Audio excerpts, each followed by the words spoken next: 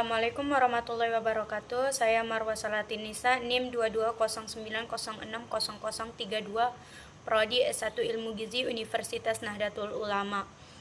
Kali ini saya akan membuat video presentasi hasil proposal saya untuk memenuhi tugas UAS pada mata kuliah Metode Penelitian Gizi yang diampu oleh Bapak Imam Syahputra Yamin, SKM MEPIT. Baik, di sini judul proposal saya yaitu efektivitas tablet penambah darah dalam pencegahan anemia pada remaja putri. Adapun latar belakangnya yaitu remaja merupakan sekelompok usia yang memiliki rentang 10-24 tahun menurut Kemenkes RI 2007. Masa remaja diawali dengan umur 14 pada laki-laki dan 10 tahun pada perempuan. Pada masa ini remaja banyak mengalami perubahan, diantaranya perubahan fisik seperti pertumbuhan, perubahan intelektual, perubahan saat bersosialisasi, dan perubahan kematangan kepribadian termasuk emosi. Sari 2017. Adapun di sini rumusan masalahnya yaitu yang pertama, bagaimana pengaruh tablet tambah darah atau TTD terhadap kejadian anemia pada remaja putri. Kemudian yang kedua itu bagaimana hubungan kepatuhan remaja putri dalam konsumsi tablet tambah darah dan kejadian anemia. Kemudian tujuan dari penelitian ini yaitu diketahuinya pengaruh tablet FE terhadap kejadian anemia pada remaja putri. Kemudian yang kedua diketahuinya hubungan remaja putri dalam konsumsi tablet tambah darah dengan kejadian anemia. Selanjutnya yaitu manfaat penelitian. Seperti yang kita lihat pada slide ini, ada 3 banyak manfaat dari penelitian tersebut. Yang pertama itu bagi masyarakat, yang dimana peneliti ini dapat memberikan informasi kepada masyarakat, khususnya remaja putri, tentang pentingnya konsumsi tablet tambah darah selama masa remaja. Kemudian yang kedua itu bagi peneliti lain, yang dimana diharapkan dapat dijadikan dasar bagi peneliti selanjutnya melakukan penelitian yang lebih dalam tentang efektivitas tablet tambah darah atau TTD dalam pencegahan anemia pada remaja. Kemudian yang terakhir itu yaitu bagi Kementerian Kesehatan, yang dimana dapat dijadikan evaluasi dalam memaksimalkan program pemerintah yaitu pemberian TTD atau tablet tambah darah untuk menanggulangi masalah anemia pada remaja. Nah, selanjutnya pada slide ini ada keaslian penelitian yang dimana dapat kita lihat pada tabel tersebut, yang dimana penulis, tahun, lokasi, jurnal studi, populasi dan sampel, metode pengumpulan data dan hasil. Untuk yang pertama itu nama penulis, tahun dan lokasinya Marsha Kamila Safitri dan kawan-kawan, kemudian tahunnya yaitu 2021, kemudian lokasi tersebut di Jakarta. Jurnal yang dimana judulnya hubungan kepatuhan konsumsi TTD dengan kejadian anemia pada remaja putri. Kemudian jenis studi yang digunakan yaitu cross-seksional, dan dimana populasi dan sampelnya yaitu jumlah sampel pada penelitian yaitu 508 responden. Kemudian metode pengumpulan data yang digunakan pada penelitian ini yaitu teknik purpose sampling. Kemudian hasil yang diperoleh pada penelitian ini yaitu terdapat hubungan yang berarti antara kepatuhan konsumsi tablet tambah darah atau TTD dengan kejadian anemia pada remaja putri. Kemudian keaslian penelitian yang kedua yang dimana dapat kita lihat pada penulis Richard Nopaina Hardianti dan kawan-kawan, kemudian tahun ditulisnya yaitu 2024, lokasinya di Ternate. Jurnalnya dengan judul Pengaruh Pemberian TTD Terhadap Kadar HB Siswi SMA 5 Kota Ternate. Kemudian jenis studi yang digunakan yaitu kuasi eksperimental dengan desain one group post test.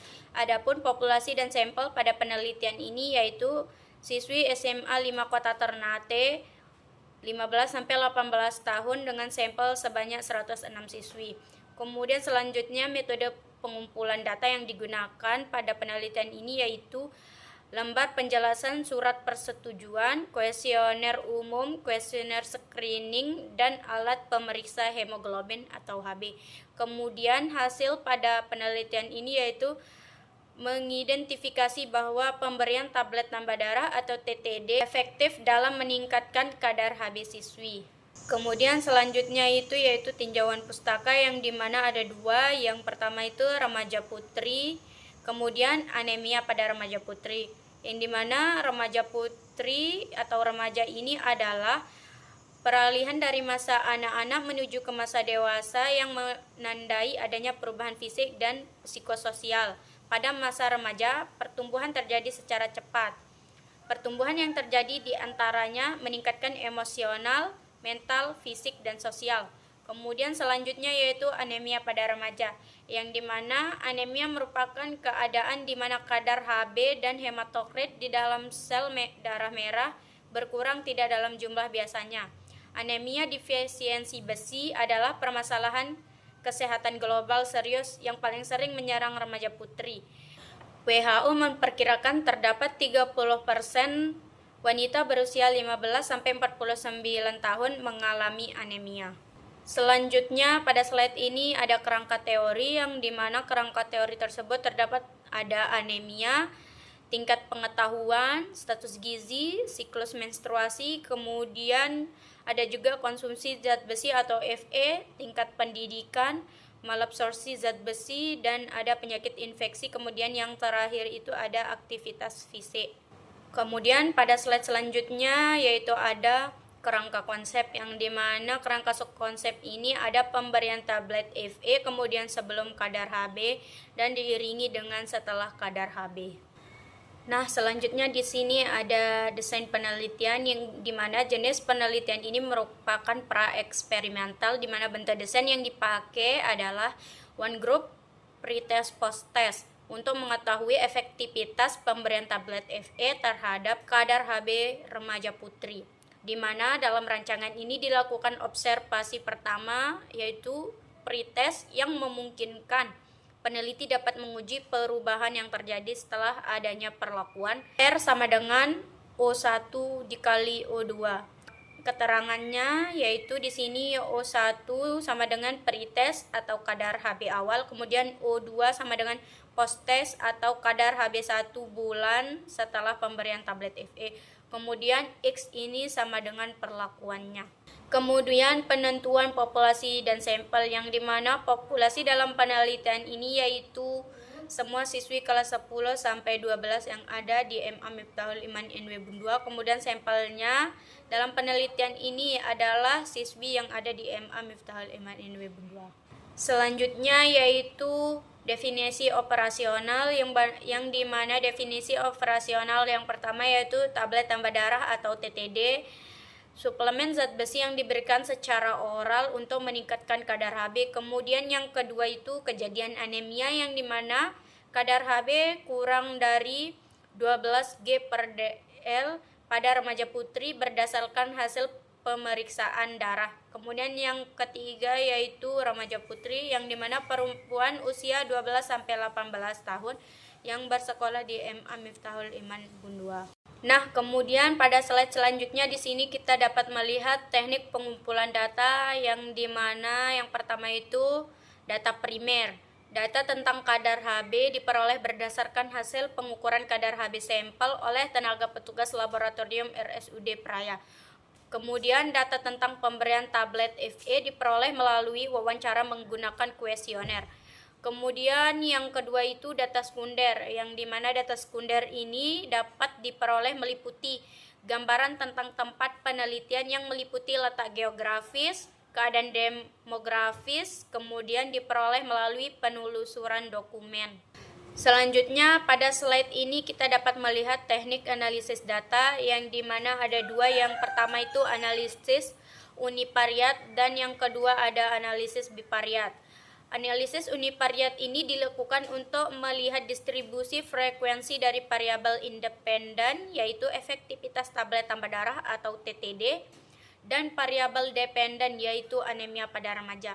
Kemudian selanjutnya yang kedua itu ada analisis bivariat, yang dimana analisis bivariat ini bertujuan untuk mengetahui hubungan antara variabel efektivitas tablet tambah darah atau TTD, variabel independen, kemudian dengan kualitas anemia pada remaja, yang dimana variabel dependen. Maka digunakan uji statistik yang sesuai seperti uji chi-square untuk data kategori dan uji T untuk data numerik.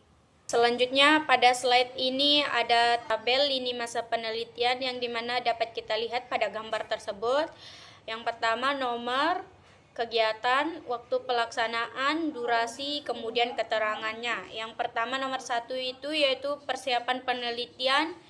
Waktu pelaksanaannya yaitu minggu pertama sampai minggu kedua, durasinya yaitu 2 minggu, kemudian keterangannya membuat proposal dan instrumen penelitian. Kemudian selanjutnya 1.1 itu penyusunan proposal yang dimana selama 1 minggu, kemudian termasuk diskusi dengan pembimbing. Selanjutnya ada penyusunan kuesioner dan uji coba yang dilakukan pada minggu kedua selama 1 minggu, yang dimana keterangannya yaitu uji validitas dan reliabilitas alat ukur. Selanjutnya yang nomor 2, pengumpulan data, yang dimana dilakukan pengumpulan data ini pada minggu ketiga sampai minggu ke-6 selama 4 minggu.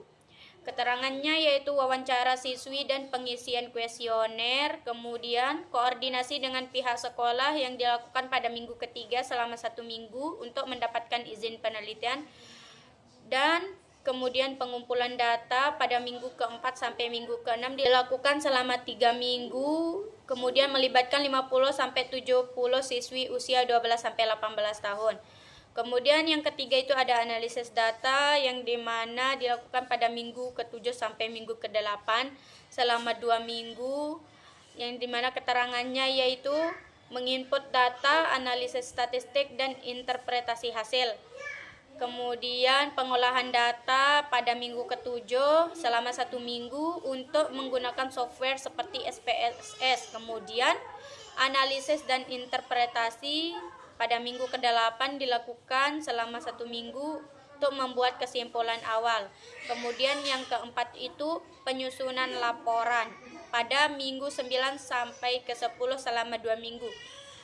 Keterangannya yaitu penulisan laporan akhir penelitian dan penyusunan draft laporan dilakukan pada minggu ke-9 selama 1 minggu, termasuk revisi oleh pembimbing. Kemudian finalisasi laporan pada minggu ke-10 dilakukan selama 1 minggu, siap untuk dipresentasikan. Kemudian yang terakhir itu presentasi hasil penelitian pada minggu ke-11 dilakukan selama 1 minggu. Keterangannya yaitu seminar hasil penelitian.